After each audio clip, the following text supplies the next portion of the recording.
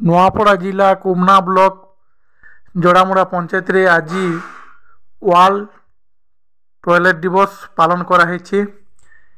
ଇ ପାଖେ ବହୁତ ସଂଖ୍ୟାରେ ଯୋଗ ଦେଇଥିଲେ ମିଶନ ଶକ୍ତିର ମାଆ ମାନେ। ଆଜି ହେଲା ୱାର୍ଲଡ ଟଏଲେଟ୍ ଦିବସ ପାଳନ କରାଯାଇଛି।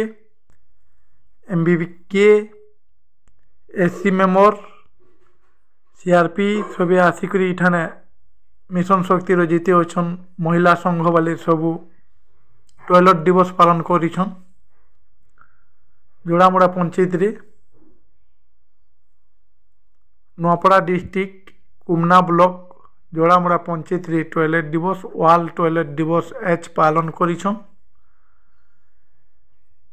देख केते लोग भीड़ होते जे वर्ल्ड टॉयलेट दिवस